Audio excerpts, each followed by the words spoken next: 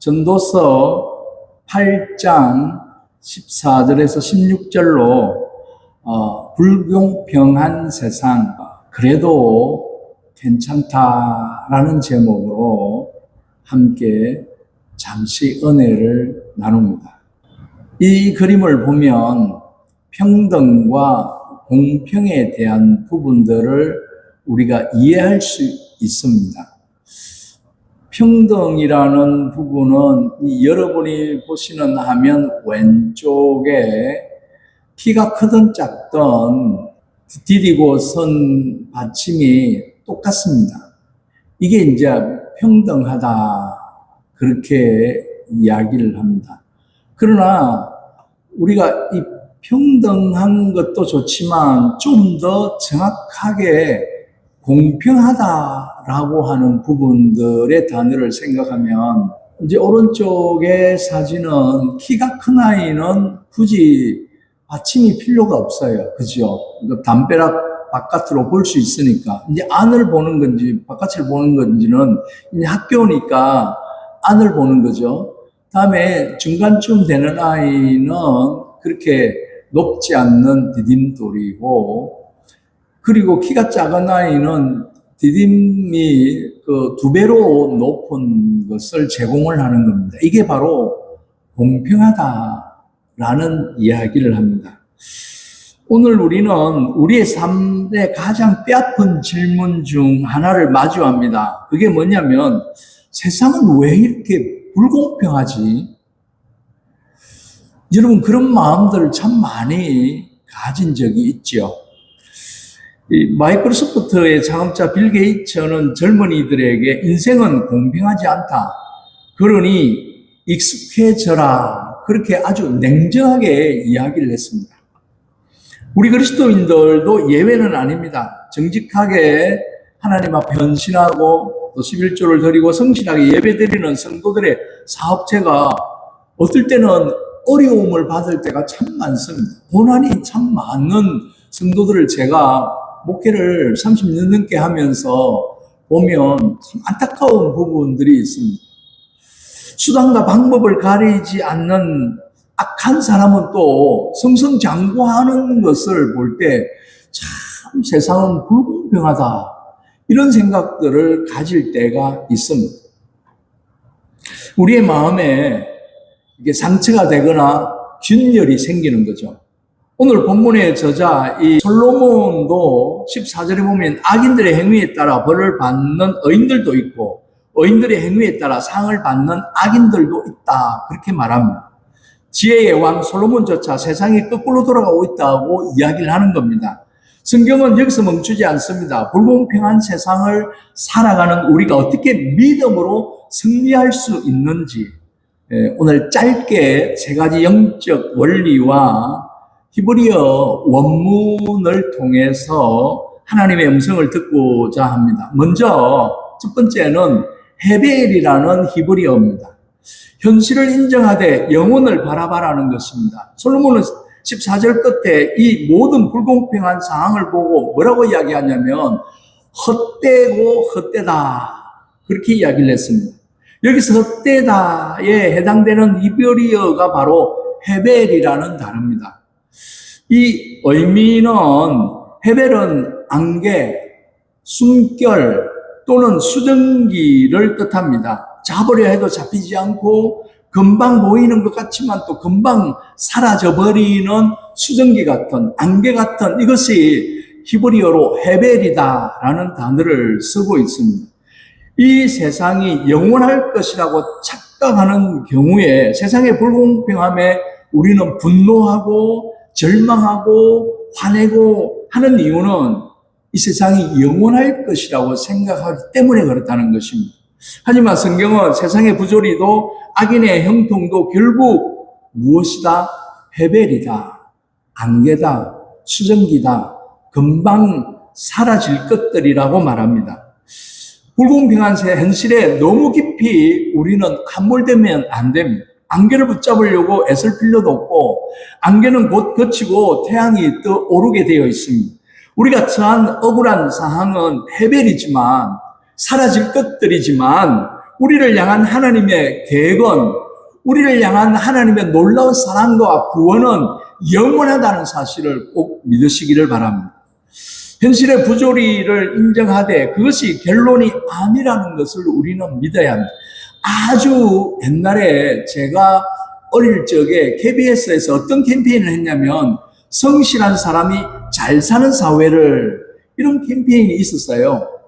그런데 제가 어린 나이에 성실한 사람이 잘 사는 꼴을 못 봤어요. 나쁜 놈, 악한 놈, 좀 장깨를 뿌리고 다른 사람을 짓밟고 하는 사람들이 다 잘 살더라고요. 그럼에도 불구하고 우리는 이 땅에서 성실한 삶을 살아가야 되는 것이고, 부모는 자녀들에게 성실해라, 착해라, 부지런을 해라, 그렇게 가르치고 있지 않습니다. 두 번째 단어를 살펴봅니다. 사마흐라는 이 히브리어입니다. 이 본문에 나오는 단어입니다. 오늘 주시는 기쁨을 선택해야 되는 부분인데, 두 번째로 불공평한 세상에서 승리하는 비결은 오늘을 누리는 것입니다. 그래서 15절에 솔로몬은 내가 희락을 찬양하노니 그렇게 이야기합니다. 여기서 희락 또는 즐거움, 즐거워하다, 이 단어가 바로 히브리어로 사마흐라는 단어입니다. 이 사마흐는 단순히 기분 좋은 상태가 아닙니다.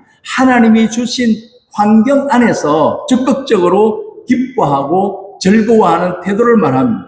솔로몬은 세상이 불공평하니까 에라 모르겠다, 쾌락을 즐기라는 것이 아닙니다. 내일의 염려나 세상의 부조리에 마음을 다 빼앗겨서 오늘 하나님이 내 손에 쥐어준 아주 소소한 행복들을 놓치지 말라는 것입니다. 함께 여행 와서 참 다행이다. 너하고 함께 같이 며칠 지날 수 있어서 너무 좋다. 이 땅에 수많은 사람들이 있는데 그 중에 너와 내가 함께 한 지붕 안에서 사는 것 자체가 참 복이다. 그런 부분들을 마음에는 가지고 있는데 잘 표현을 안 했죠. 그죠? 표현 한번 이제 오늘 이제 숙소에 가서 하시기를 바랍니다. 지금 한번 해보실래요? 옆에 이제 우리 사모님은 저 뒤에 가야 되는데 나중에 집에 와서 하시고, 참 같이 와서 고맙다, 이렇게 손잡고 한번 흔들어 주세요. 아주 작은 행복이지만 이게 바로 사마흐라는 단어입니다. 희락, 즐거움, 그것을 이야기하고 있습니다. 이 불공평한 세상과 싸우느라 오늘 가족과 먹는 식탁의 즐거움을 잃어버리는 경우, 악인의 형통을 질투하느라 아침 햇살에 감사함을 잊어버리는 부분들. 저는 우리 이제 김성규 사님도 알지만 제가 새벽마다 5시 전후로 미케비치 나가서 띱니다. 뛸 때 해변에서 그 떠오르는 햇빛은 너무 좋습니다. 매일같이 달라요. 왜? 구름이 있기 때문에. 구름이 다양하기 때문에 그에 비치는 이 일출의 색깔은 너무 다릅니다. 그런데 구름 한 점 없는 맑은 날에는 매일 똑같아요. 우리가 이 땅에 살아가는 가운데 간혹 구름 같은 것들이 우리를 막을 때가 있습니다. 가로막을 때가 있습니다. 그러나 그런 것 때문에 우리는 인생이 더 빛이 날 수 있고 더 아름다워질 수 있다는 사실을 꼭 기억하시기를 바랍니다. 태양은 구름 때문에 아름답고 물은 폭포를 만나야, 낭떠러지를 만나야 힘이 생긴다. 사마흐, 하나님이 주신 일상의 작은 선물들을 감사하며 누리는 복된 저와 여러분이 되시기를 바랍니다. 마지막으로 세 번째, 바타흐라는 히브리어입니다. 이해되지 않아도 신뢰하라는 것인데, 마지막 16절, 17절에 보면 솔로몬은 밤낮으로 연구해봐도 인간은 하나님의 일을 다 깨달을 수 없다고 그렇게 고백합니다. 여기서 우리에게 필요한 자세가 바로 바타흐라는 히브리어인데, 이 바타흐는 신뢰하다, 의지하다, 그런 단어가 바타흐라는 것입니다. 의원적으로 자신을 내던지다 혹은 안전하게 거하다라는 의미입니다. 이 어린아이가 또 좀 크면은 좀 피아노 높이 정도에서 올려놔놓고 이름 부르고 뛰어내리라고 아빠한테 안기라고. 아이들이 벌떡 뛰어내립니다. 봤죠? 그게 바로 뭐냐 하면은 바타흐, 어린아이가 아빠 품을 향해 뛰어내리는, 내던지는, 안전하게 거하는, 이게 바로 바타흐라는 것입니다.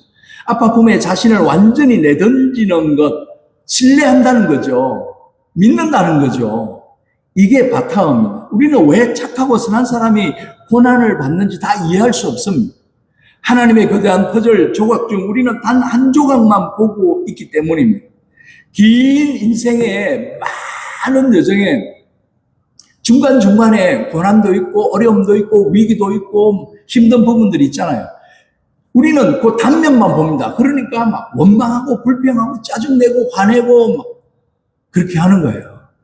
근데 긴 여정 전체를 보면 하나님의 놀라운 계획하심이 다 있다는 사실들을 믿게 되고 알게 되면 우리가 그렇게 힘들게 원망하고 불평할 이유가 없다는 것입니다. 여러분, 우리가 다 알 수 없어도 괜찮습니다.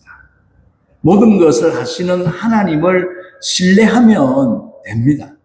가장 불공평해 보이는 사건이 뭡니까? 죄 없으신 예수님이 십자가에서 죽으신 거지 않습니까?